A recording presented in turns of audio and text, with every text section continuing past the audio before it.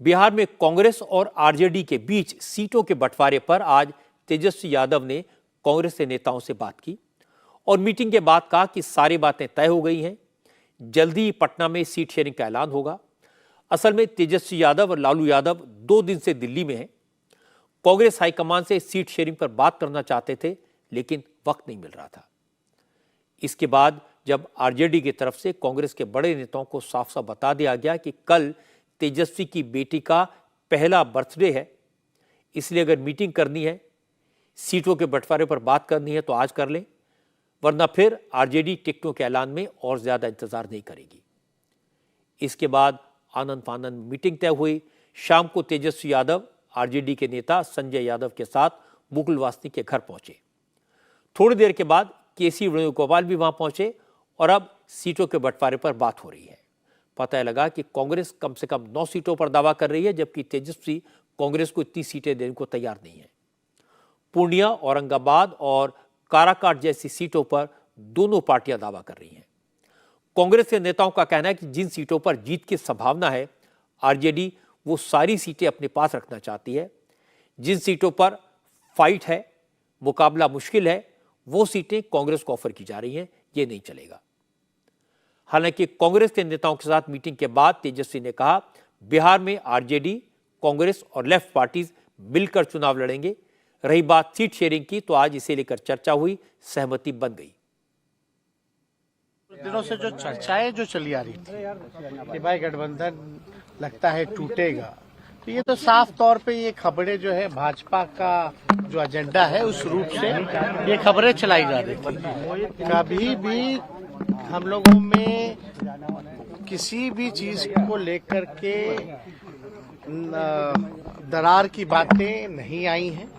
हम लोग हमेशा से एक दूसरे को अंडरस्टैंड करते हुए हम लोगों ने बात की है, तो हम लोगों में अंडरस्टैंडिंग लगभग जो है बन चुकी है ना। और एक आध दिन में जो है सारी चीजें हम आपको बता दें। Morally we are agreed. हम लोग अग्रीड हो गए हैं कि लेफ्ट पार्टियां, कांग्रेस पार्टी, आरजेडी पार्टी मिलकर के आगामी चुनाव साथ लड़ेगी और सीटों की जहां तक बात है, सबको सम्मानजनक सीटें जो है मिल रही हैं और जल्द ही इसका ऐलान जो है हम लोग पटना चल करके थोड़ा धैर्य रखिए, आनंद लीजिए इसका भी आनंद। आरजेडी और कांग्रेस के बीच सीट शेयरिंग की बात कहां तक पहुंची, मीटिंग में क्या हुआ, इसकी डिटेल के लिए चलते हैं विजय लक्ष्मी के पास। हमारी संवाददाता विजय लक्ष्मी। विजय, तेजस्वी की बात मैंने सुनी, वो कह रहे हैं कि सीटों पर बात हो गई है, जल्दी ऐलान हो जाएगा, लेकिन आज जिस तरह से अनिल शर्मा और तारिक अनवर के बयान आए, उससे लगा कि अलायंस में कुछ गड़बड़ है। बिल्कुल, और शायद इसी के लिए आज तेजस्वी ने बयान भी दिया, बाहर आकर ये बताने और जताने की कोशिश की गई कि महागठबंधन या इंडिया अलायंस जो है वो बिहार में एक है। और इसीलिए जब तेजस्वी बाहर आए, मीडिया से रूबरू हुए, तो उन्होंने कहा कि लेफ्ट, आरजेडी और कांग्रेस मिलकर चुनाव लड़ेंगे। और ये इस तरह की अगर खबरें हैं कि टूट है, दरार है, तो उसको बेबुनियाद तेजस्वी ने बताया। लेकिन ऐसा है नहीं, क्योंकि काफी लंबा समय लगा, सीटों को लेकर नेगोशिएशन जो है हुआ और उसके बाद भी कोई नतीजे पर चीजें नहीं पहुंच रही थी। अब कुछ सीटें थी जिस पर आरजेडी और कांग्रेस दोनों अड़ी हुई थी। दोनों पार्टियां चाहती हैं कि वहां से वो अपने अपने उम्मीदवारों को उतारे। और इसके अलावा कांग्रेस की जो स्टेट इकाई है, उसका सेंट्रल इकाई पर बड़ा दबाव था कि सम्मानजनक सीटें, कम से कम 10 सीटें मिलें। अब सूत्र बता रहे हैं कि 8 से 9 सीटें कांग्रेस पार्टी को बिहार में मिल सकती हैं। सीटें जैसे पूर्णिया हो गया, क्योंकि पप्पू यादव ने कांग्रेस ज्वाइन की, तो कांग्रेस चाहती है कि पप्पू यादव वहां से चुनाव लड़े। लेकिन आरजेडी बीमा भारती को वहां से बतौर उम्मीदवार चुनाव में उतारना चाहती है। मधेपुरा का ऑफर पप्पू यादव के लिए आरजेडी की तरफ से किया गया है। इसके अलावा वो औरंगाबाद है, निखिल कुमार जो कि पूर्व गवर्नर हैं, पूर्व कमिश्नर ऑफ पुलिस हैं दिल्ली के, उनके लिए कांग्रेस पार्टी औरंगाबाद की सीट मांग रही है। लेकिन आरजेडी वो सीट भी कांग्रेस को नहीं देना चाहती है। कटिहार से कांग्रेस पार्टी के 2 दिग्गज नेता हैं, तारिक अनवर वहां से सांसद रहे, पिछली बार भी चुनाव लड़े, हालांकि हार गए। और कांग्रेस के जो नेता विपक्ष वहां पर हैं, शकील अहमद खां, ये 2 कांग्रेस के बड़े कद्दावर नेता हैं, जिनके लिए कांग्रेस पार्टी कटिहार सीट मांग रही है। काराकाट सीट जो है वो मीरा मीरा कुमार के बेटे के लिए मांगी जा रही है, क्योंकि सासाराम एक रिजर्व सीट है, वहां से उनके बेटे नहीं लड़ सकते हैं, इसलिए एक जनरल सीट काराकाट जो है वो चाहते हैं कि वो कांग्रेस पार्टी को मिले ताकि मीरा कुमार के बेटे को उस सीट से लड़ाया जा सके। तो अभी कुल मिलाकर के यही सीटें थी जिन पर मोटा मोटी कोई बात नहीं बन रही थी, और इसमें पूर्णिया एक ऐसी सीट है जो कांग्रेस के लिए भी नाक का सवाल बनी हुई है। आरजेडी भी चाहती है कि वहां से अपना उम्मीदवार उतारे। जब ये तमाम सवाल पूछे गए तेजस्वी, तो उन्होंने कहा कि पटना में इन तमाम सवालों के जवाब आपको मिलेंगे, लेकिन हमने सहमति जो है वो बना ली है, ऐसा तेजस्वी ने कहा। जी विजय लक्ष्मी, अब बात सही है, जब भी चुनाव होता है, सीटों का बंटवारा होता है, इस तरह के झगड़े जरूर होते हैं, और तेजस्वी की बातों से लगता है कि उनकी पूरी कोशिश है इसको सुलझा लिया जाए, लेकिन कॉम्प्लिकेशन है, इतना तो बात सही है। बहुत बहुत शुक्रिया आपका इस अपडेट के लिए। बिहार में पिछले इलेक्शन में आरजेडी का खाता भी नहीं खुला था। लोकसभा के चुनाव में 40 में से 39 सीटें एनडीए ने जीती थी और 1 सीट कांग्रेस को मिली थी। इसलिए पिछले लोकसभा चुनाव के लिहाज से कांग्रेस दावा कर रही है कि वो आरजेडी से बड़ी पार्टी है और कांग्रेस इसी आधार पर सीटों का बंटवारा करे। लेकिन राजनीति में 1 सीट के दम पर कोई पार्टी बड़ी नहीं हो सकती। ऐसे तो असेंबली इलेक्शन में आरजेडी सबसे बड़ी पार्टी बनकर उभरी। लालू की पार्टी का बेस हर जिले में है, इसीलिए कांग्रेस को उसी प्रोपोर्शन में सीटें मिलनी चाहिए। असली बात है कि यह चुनाव तेजस्वी के सियासी भविष्य के लिहाज से बहुत महत्वपूर्ण है। इसलिए लालू का पूरा फोकस आरजेडी के परफॉर्मेंस को बेहतर करने पर है। लालू ज्यादा से ज्यादा सीटों पर और खासतौर पर उन सीटों पर जहां मुस्लिम आबादी अच्छी खासी है, वहां अपनी पार्टी का उम्मीदवार उतारना चाहते हैं, और बात यहीं फंस गई है। कांग्रेस को लगता है उसे जो सीटें दी जा रही हैं उस पर जीतना मुश्किल होगा। कांग्रेस को इस बात का एहसास है कि बिहार में न उनके पास नेता हैं न संगठन, इसीलिए फाइनली जितनी सीटें लालू और तेजस्वी देंगे उसे उतनी सीटों पर संतोष करना पड़ेगा। बिहार के बाद ऑपोजिशन यूनिटी के हिसाब से दूसरा इंपॉर्टेंट स्टेट है महाराष्ट्र। महाराष्ट्र में महाविकास आघाड़ी और महायुति दोनों अलायंस में सीट शेयरिंग पर खींचतान चल रही है। हालांकि आज महायुति का झगड़ा तो सुलझता हुआ नजर आया। पता चला कि एकनाथ शिंदे और अजित पवार दोनों को एडजस्ट करने के लिए बीजेपी ने समझौता किया है। बीजेपी अब महाराष्ट्र में 48 में से 28 सीटों पर चुनाव लड़ेगी। बाकी 20 सीटों में से 14 एकनाथ शिंदे की शिवसेना को, 5 सीटें अजित पवार के एनसीपी को और 1 सीट महादेव जानकर की राष्ट्रीय समाज पार्टी को दी जा सकती है। अगर राज ठाकरे की महाराष्ट्र नवनिर्माण सेना महायुति में शामिल होती है तो बीजेपी या शिवसेना के कोटे से 1 सीट उनकी पार्टी को दी जा सकती है। बीजेपी ने 23 सीटों पर उम्मीदवारों के नाम घोषित कर दिए हैं। परसों सीट शेयरिंग का औपचारिक ऐलान होने के बाद बीजेपी की 5 बची हुई सीटों पर उम्मीदवारों का ऐलान भी कर दिया जाएगा। महायुति में सबसे बड़ा फायदा एकनाथ शिंदे की पार्टी को होता दिखाई दे रहा है। शिंदे के साथ शिवसेना के 13 सांसद हैं, लेकिन उनकी पार्टी को 14 सीटें दी गई हैं। हालांकि जानकारी यह मिली है कि बीजेपी ने एकनाथ शिंदे को उनकी पार्टी के सांसदों का जो सर्वे हुआ था उसकी रिपोर्ट दी है और यह बता दिया कि टिकटों का बंटवारा सोच समझकर करें। जिन सांसदों की रिपोर्ट ठीक नहीं है उनके टिकट काटने में संकोच न करें। बीजेपी ने एकनाथ शिंदे से कहा है कि अब बाकी सीटों पर जो बागी उम्मीदवार हैं उन्हें मनाना भी उन्हीं की जिम्मेदारी है। इसके बाद शिंदे ने अपनी पार्टी के नेताओं की मीटिंग बुलाई। बीजेपी की सलाह का असर दिखाई दिया। बारामती पर जो सीट है, शिंदे की पार्टी के नेता विजय शिवतारे ने चुनाव लड़ने का ऐलान किया है, जबकि सीट अजित पवार की पार्टी को मिलना तय है। इसलिए आज एकनाथ शिंदे ने शिवतारे को नोटिस भेजकर 24 घंटे के भीतर जवाब मांग लिया। नोटिस में हिदायत दी गई है, अगर उन्होंने उम्मीदवारी वापस नहीं ली तो पार्टी सख्त कार्रवाई करेगी। पार्टी के नेता संजय शिरसाट ने भी साफ साफ कहा, इस बार कुछ नॉन परफॉर्मिंग सांसदों के टिकट काटे जाएंगे। इससे नाराजगी तो होगी, लेकिन महायुति के लिए सबसे बड़ा टारगेट ज्यादा से ज्यादा सीटें हासिल करना है। अजित पवार भी सीटों के बंटवारे से संतुष्ट दिखाई दे रहे हैं। उन्हें उम्मीद है, जितनी उम्मीद थी उससे ज्यादा मिल गया।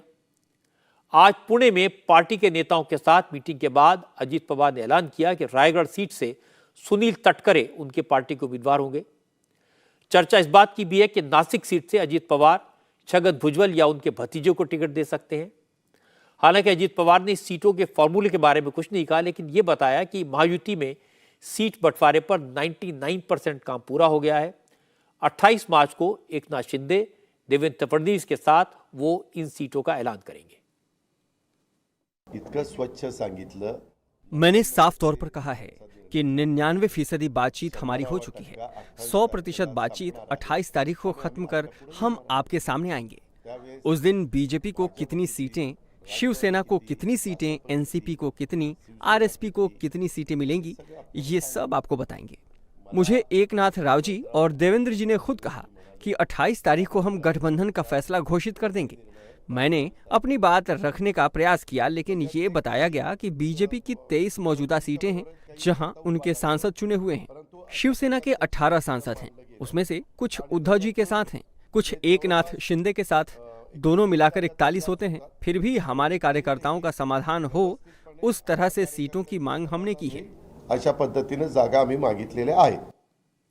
महाराष्ट्र में महायुति में सीट शेयरिंग पर डिटेल में बात करने के लिए मुंबई चलते हैं।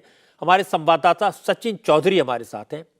सचिन, सीटों का बंटवारा हुआ है, उसकी जानकारी मैंने दर्शकों को दी है।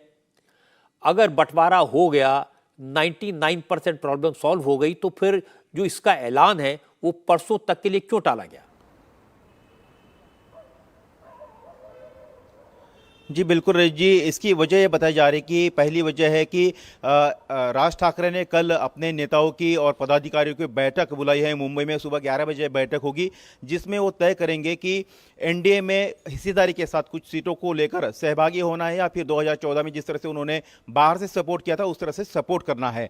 तो उनकी भूमिका जो है कल साफ हो पाएगी। दूसरी बड़ी एक वजह है कि नितिन गडकरी कल नागपुर से नामांकन दाखिल कर रहे हैं और रामटेक से शिवसेना शिंदे गुट में कांग्रेस के जो विधायक है जो आए, जिन्हें उम्मीदवारी मिली है राजू पारवे, उनकी भी नामांकन कल दाखिल होगा। तो इसके लिए मुख्यमंत्री शिंदे, देवेंद्र फडणवीस, बावनकुले और तमाम बड़े नेता वहाँ पर कल शाम 4 बजे तक जो है मौजूद रहेंगे, उपस्थित रहेंगे।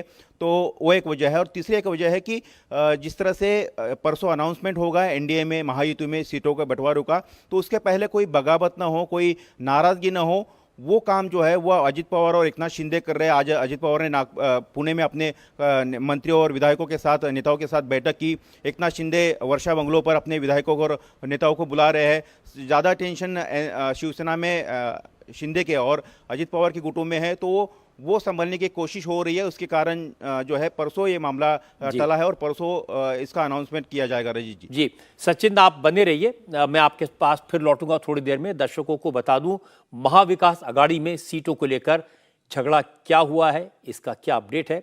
महाविकास अघाड़ी का झगड़ा खुलकर सामने आ गया है। विवाद की 2 प्रमुख वजह हैं। 3 से 4 ऐसी सीटें हैं जिन पर कांग्रेस और शिवसेना दोनों पार्टियां चुनाव लड़ना चाहती हैं और कोई भी पीछे हटने को तैयार नहीं है। दूसरी वजह, प्रकाश अंबेडकर के साथ एडजस्टमेंट नहीं हो पा रहा। कल शरद पवार और उद्धव ठाकरे की मुलाकात के बाद यह चर्चा गर्म हो गई कि कांग्रेस महाविकास अघाड़ी से बाहर आ सकती है। कांग्रेस ने महाराष्ट्र की 12 सीटों पर अपने उम्मीदवार घोषित कर दिए हैं। इन 12 सीटों के अलावा Congress South Central Mumbai, North Central Mumbai, Bhiwandi, Dhule, Jalna, Sangli और पालघर जैसी 6 से 7 सीटों पर दावेदारी कर रही है। असली विवाद सांगली और भिवंडी और मुंबई की 2 सीटों को लेकर है। भिवंडी सीट पर पवार की पार्टी दावा कर रही है, जबकि सांगली सीट उद्धव की पार्टी किसी भी कीमत पर छोड़ने को तैयार नहीं है।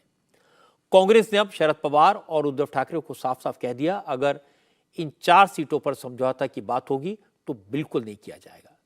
दूसरी तरफ प्रकाश अंबेडकर ने भी अल्टीमेटम दे दिया कि वो अगले 12 घंटे इंतजार करेंगे। अगर बुधवार तक फैसला नहीं हुआ तो वो 27 मार्च को यानी कल अपना फैसला सुना देंगे। आज रात अकोला में अंबेडकर की पार्टी की नेशनल एग्जीक्यूटिव की इमरजेंसी मीटिंग हो रही है। इसमें अलायंस में रहने या अकेले लड़ने पर फैसला हो सकता है। इस दौरान आज कांग्रेस नेता बालासाहब थोराट शरद पवार के घर गए। करीब 1 घंटे तक दोनों नेताओं के बीच बातचीत हुई।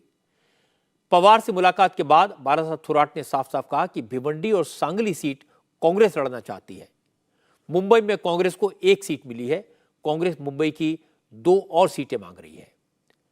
एक बार सीट पर बात फाइनल हो जाए, उसके बाद उम्मीदवारों पर फैसला किया जाएगा। सांगली और भिवंडी को लेकर जो विवाद चल रहा था, क्या वो विवाद सुलझ गया है? कांग्रेस क्या उन सीटों पर लड़ना चाहती है? बैठेंगे और उस पर भी डिसीजन होगा। हम आग्रही है, ये सच है। भिवंडी है, सांगली है या नॉर्दर्न लोकसभा सीट है, इनको लेकर आप कोई एकमत क्यों नहीं आए पा रहे? क्या वो वजह जहाँ के पेश फंसते? नहीं, थोड़ा सा इलेक्शन का एक जो कालखंड है, टेन्योर, वो बहुत लंबा है। हम उसके होने के कारण थोड़ा सा टाइम है हमारे पास डिस्कशन के लिए, चर्चा करने के लिए और वो प्रॉब्लम्स सुलझाने के लिए टाइम है हमारे पास। कैंडिडेट का नाम बाद में आता है, पहले वो कॉन्स्टिट्यूंसी किसके हिस्से में आ गई इस पर डिसीजन होता है। तो कैंडिडेट के नाम का सवाल आता नहीं, डिस्कशन हमारा चल रहा है। एक जगह तो हमें मिली है, और भी जगह मिलने के लिए हम डिस्कशन कर रहे हैं। एक बार फिर मुंबई चलते हैं सचिन चौधरी के पास। सचिन, महाविकास आघाड़ी में झगड़ा तो साफ दिखाई दे रहा है। ऐसा लग रहा है कि कांग्रेस के नेता उद्धव ठाकरे से बात नहीं कर रहे हैं, शरद पवार दोनों के बीच में मीडिएशन कर रहे हैं। तो क्या आपको लगता है कि रास्ता निकल पाएगा?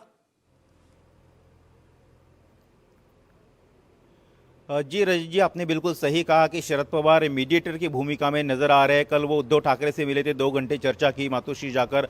आज बाला साहब थोरात उनको आकर मिले, लेकिन अभी तक गतिरोध जो है वो सुलझा नहीं है, बना हुआ है। क्योंकि सांगली सीट शिवसेना उद्धव ठाकरे छोड़ने के लिए तैयार नहीं है, प्रतिष्ठा की सीट उन्होंने बना ली है। वही भिवंडी सीट जो है वो भी शरद पवार छोड़ने के लिए तैयार है, और मुंबई की 2 सीटों को लेकर तो झगड़ा बना ही हुआ है। तो कोई पीछे हटने के लिए तैयार नहीं है। संजय राउत ने कल कहा था कि आज सुबह वो कुछ 15-16 सीटों का ऐलान कर देंगे, उन्होंने नहीं किया। सुबह जब उन्होंने मीडिया से बात की तो कहा दोपहर तक लिस्ट आ जाएगी, वो भी नहीं। इससे साफ है कि गतिरोध किस तरह से बना हुआ है। दूसरी बड़ी वजह है, जैसे कि आपने बताया, कि प्रकाश अंबेडकर जिन्होंने अल्टीमेटम दिया है और आज जो अपने नेताओं के साथ बैठक भी कर रहे हैं, कल भी सुबह उनकी अपने नेताओं के साथ बैठक है 11 बजे, और उसके बाद वो प्रेस कॉन्फ्रेंस करेंगे अकोला में। तो उनके लिए कहीं ना कहीं इंतजार हो रहा है। जिस तरह से प्रकाश अंबेडकर ने उलझा कर रखा था एमबीए के नेताओं को, तो एमबीए को ये लगता है कि प्रकाश अंबेडकर के प्रेस कॉन्फ्रेंस से पहले, उनके भूमिका साफ करने से पहले अगर सीटों की घोषणा कर दी जाए तो प्रकाश अंबेडकर कह देंगे कि आप तीनों ने तो सीटों की घोषणा कर दी है, कांग्रेस ने वैसे भी 12 उम्मीदवार घोषित कर दिए है, तो ऐसे में अब मेरे लिए बचा क्या है। और ये ब्लेम जो है प्रकाश अंबेडकर एमबीए पर फोड़ सकते हैं। उनका जो शेड्यूल कास्ट वोट बैंक है और अन्य पिछड़ी जाति का जो वोट बैंक उनके साथ है, पिछले चुनाव में उनको करीबन 7% वोट मिला था और 13 सीटें जो है उनको यूपीओ को उनका नुकसान उठाना पड़ा था। तो ये ब्लेम कहीं ना कहीं एमबीए के ऊपर ना फूटे, इसका फूक कर ख्याल जो है एमबीए के नेता जो है रख रहे हैं। प्रकाश अंबेडकर जब प्रेस कॉन्फ्रेंस करेंगे, अपनी भूमिका साफ करेंगे, उसके बाद हो सकता है कि 3 बजे जो है उद्धव ठाकरे शिवसेना अपनी कुछ उम्मीदवारों की लिस्ट जारी करे। शरद पवार कल अपने पार्लियामेंट्री बोर्ड के साथ बैठक करें सुबह 11 बजे मुंबई में, और उसके बाद वो भी इस बैठक के बाद करीबन 3 बजे प्रेस कॉन्फ्रेंस करेंगे, ऐसी जानकारी मिल रही है। उसमें कुछ उम्मीदवारों को सीटों का ऐलान कर सकते हैं, लेकिन ये सब तभी तय हो पाएगा जब प्रकाश अंबेडकर क्या भूमिका लेते हैं, ये वो देखेंगे, उसके बाद अपनी अगली भूमिका साफ करेंगे। लेकिन कहीं ना कहीं डेडलॉक जो है वो बना हुआ है। रजी जी जी सचिन, बहुत बहुत शुक्रिया इस अपडेट के लिए। महाराष्ट्र में मायावती और महाविकास आघाड़ी दोनों की दिक्कत एक जैसी है। पहले 4 पार्टियां थी, बीजेपी, शिवसेना, कांग्रेस और एनसीपी। शिवसेना और बीजेपी का अलायंस था, इसलिए कभी सीटों के बंटवारे में किसी को दिक्कत नहीं आई। लेकिन अब एनसीपी और शिवसेना टूट चुकी हैं, पार्टियां 4 से 6 हो गई हैं, 2 अलग अलग नए अलायंस बन गए हैं। दोनों गठबंधन में पार्टियां ज्यादा से ज्यादा सीटें चाहती हैं और सीटें तो 48 हैं, इसलिए एडजस्ट करने में दिक्कत हो रही है। देवेंद्र फडणवीस ने एकनाथ शिंदे और अजीत पवार से बात करके रास्ता निकाल लिया है। शरद पवार भी उद्धव ठाकरे और कांग्रेस से झगड़े को सुलझाकर प्रकाश अंबेडकर को एडजस्ट करने की कोशिश कर रहे हैं। लेकिन प्रकाश अंबेडकर ने कल तक की डेडलाइन दी है और कल तक कोई फैसला हो पाएगा, ये अभी भी मुश्किल दिखता है।